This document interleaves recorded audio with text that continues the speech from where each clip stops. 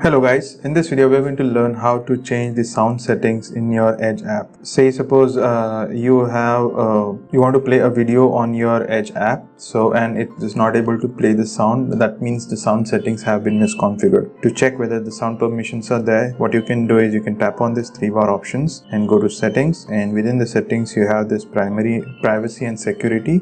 Select that, and within the privacy and security you have this site settings, and if you scroll to a little bit under the content section, you have this sound which is currently set to allow. If you're not able to play a sound, maybe this toggle switch is off.